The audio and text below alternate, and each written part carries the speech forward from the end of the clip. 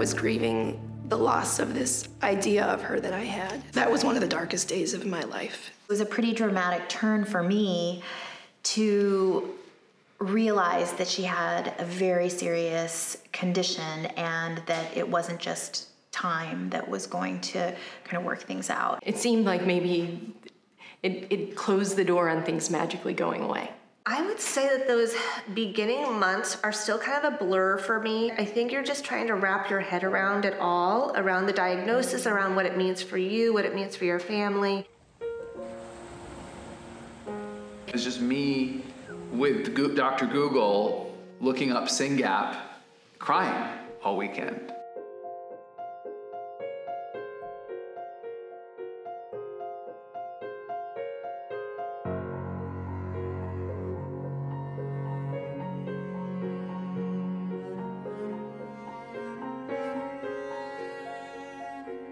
So I will never forget the day of diagnosis. It was the 1-month anniversary of my wedding. I was 24 years old. To my knowledge, Taylor was, again, having some trouble in school, some trouble seeing, but otherwise a very healthy little girl. So across town, my parents sat in the geneticist office. The geneticist delivered this devastating diagnosis to my parents. They had this beautiful, seemingly healthy little girl who's a few weeks shy of her 8th birthday, and he says, "There's nothing we can do."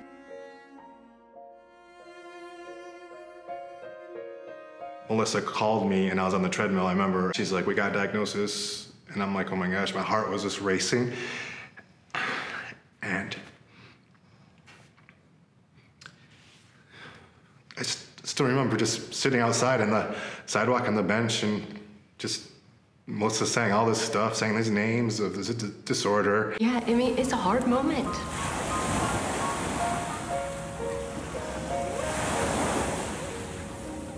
I was home with my husband and my mom was there, and she's a nurse and had helped us with a lot of this stuff and helped us push for what's wrong, what's wrong, what's wrong. So they said this is what it's looking like and we need to run a couple more tests, but don't get on the internet. What are you gonna do? You get on the internet. And the first website I found was the Menkes Foundation. And I saw a little boy. I said, this is it. This is what he has. At that point, everything you read is that it's terminal. It's terminal. I went into, I would say, kind of a depressive time for several months while I was processing it and going through these multiple stages of grief. I remember at one point I told my husband, she's never gonna go to prom. I had never even thought to prepare for what you say, what you think you want, which is an answer. But then when you get an answer, every gene in his body has a typo, and as a result, his whole life will be different. I was totally unprepared for that. For me, it's sort of since the diagnosis. You know, first it's with the diagnosis, it was like, oh, okay, so he's 4 years old at the time, and he's probably never gonna read all the great books, right? And that was an acceptance process. It's this sort of constant back and forth of chronic grief, the grief that just keeps coming in these waves as the understanding of the meaning of the condition sets in.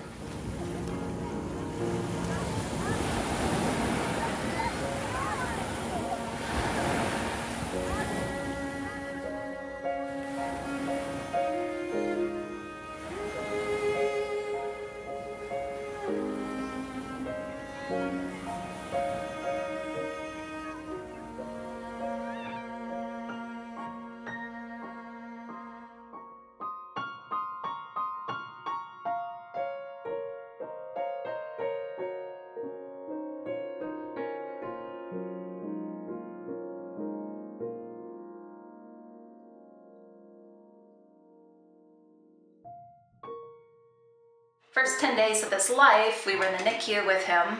That would have been the time to run the test, but no one thought to do it. We spent a week in the hospital. We met with everybody from endocrinology to GI to cardiac to neurology. And it was the neurologist that ordered the DNA microarray assessment that eventually did diagnose John with Menkes disease.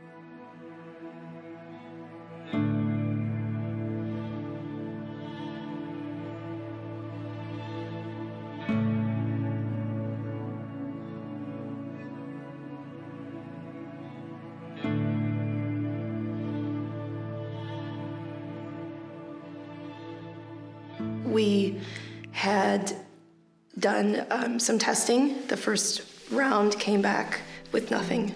Basic genetics test, nothing showed up. So then we did exome sequencing. And then in April, we got the phone call. That conversation is kind of, it's like all a blur. It's just this quiet, hazy blur. The geneticist called, and I could tell she wasn't really trained for this, wasn't prepped on really what to say or how to say it to me. She just kind of fumbled and said, well, yeah, we did find something. It's like really rare.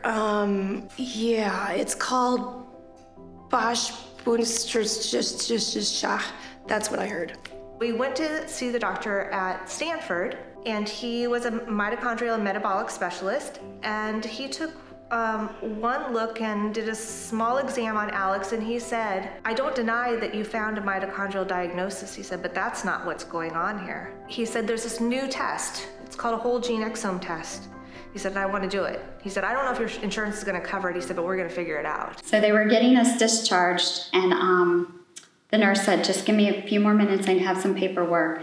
She went out to the desk, the nursing station desk, and she was talking about Wesley to another cohort. Nothing bad, but just said something about his hair. And I'm like, what? Who are you? Where are you? And that's when he told me, he's like, I just happened to hear the nurses talking, and I just wanted to put my 2 cents in. Because he had seen in our chart, we had been in and out of hospitals for 8 months, and really the only confirmatory diagnosis was HSV, but it didn't make sense that he was still having these bad seizures and the hair and the pudginess and all these things. So he's like, don't Google it.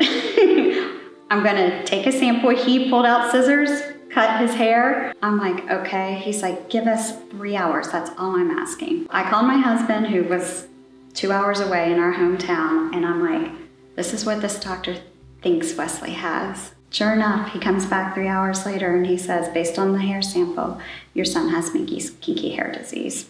It took a second team of ophthalmologists and kind of genetic focused ophthalmologists to really see some signs that there might be something genetically at the core of what was going on with Haley. And so we started down a different path, kind of a more limited testing of specific genes, and those tests all came back negative. So like for a moment you're just breathing a sigh of relief, and then they recommended doing a full exome testing. There were enough similar characteristics that they sought out this, a panel that had CVI, low muscle tone, some of the common characteristics of BBS-OAS. And so in that testing, they came back with, a clear-cut answer to what was going on. So I was born with EB, and I was actually diagnosed at birth. So I was not, involved, I guess, in the diagnostic journey as much. And I don't know the details, but when I was born, it was just apparent that something wasn't right. And so then the challenge became, okay, there's not a ton known about this disease. So my parents had to figure out, how do they care for me, when there isn't much of a roadmap. We kept on going to our doctors, and we spoke about the symptoms that Juliet had, and if there were any new kind of developments in testing that we could do to see if this was something else. We did whole exome sequencing. 6 weeks later, I got a call from the neurologist. I'm gonna tell you what it is. Taylor had a monster lurking in her genes, and Taylor ended up in the office of an astute pediatric neurologist who didn't even mention the name of the disease, but had just seen a child with similar symptoms in her clinic, and said that he was going to test Taylor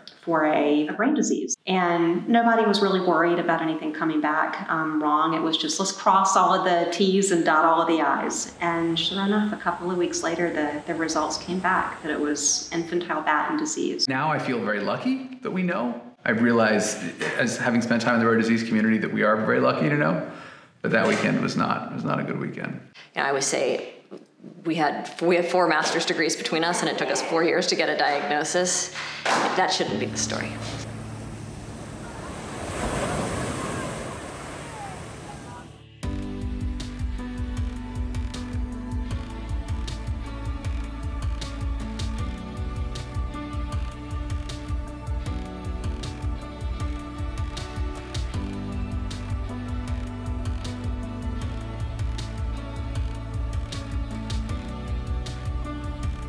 We were happy in many ways to have an answer. We had an answer in terms of what was causing her condition, but there was very little information. I was relieved. I knew it was a terminal illness, but I was relieved that I was not the crazy mom. I knew something was wrong with him. I got a call from the neurologist, and she said, I ordinarily will not give a diagnosis over the phone, but you've been waiting so long, I'm gonna tell you what it is. So we found a hit. It's a mutation on CSNK2A1. You and your husband are not carriers. It's a de novo mutation, and I started to cry. And she felt so bad. She's like, oh, maybe I should have had you come into the office. And I said, no, I'm not crying because I'm sad. I'm crying because I'm relieved. Finally, after all this time, we know that there is something wrong with her. I did put to rest that journey and that odyssey of finding a diagnosis. And I can say that that in itself was so difficult and so trying for our family. Even though this opened up more questions for us, I would say that we were able to put part of it to rest. After he said intellectual disability, I really don't remember anything else of that conversation. That was the hardest pill to swallow. After that, we all got to work.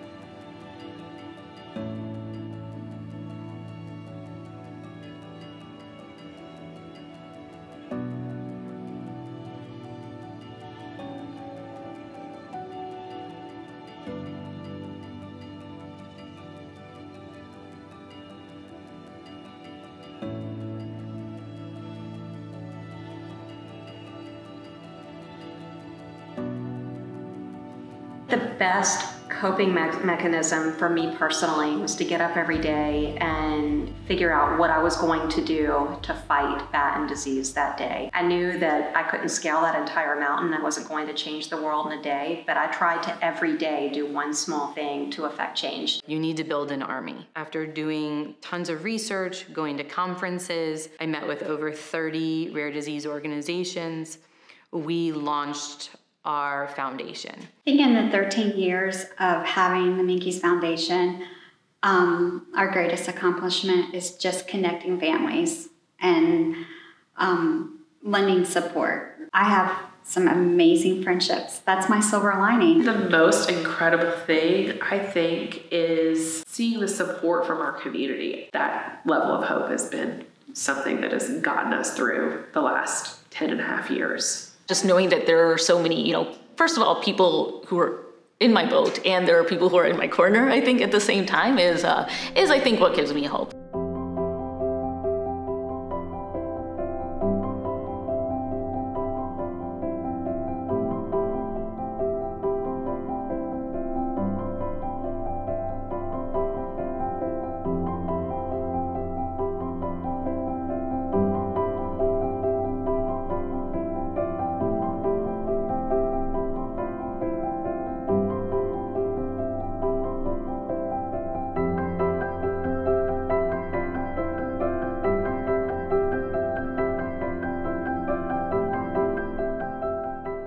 All around us, computing, science, biology, everything, it's all changing so fast.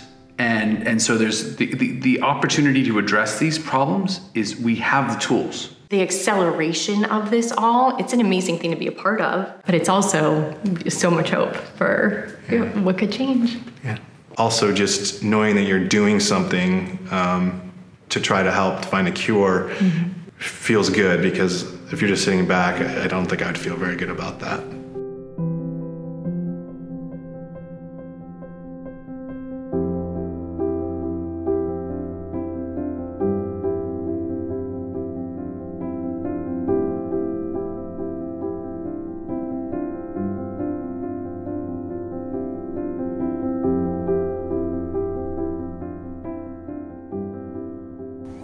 When we first received the diagnosis, I thought, I don't know how we can ever be happy again.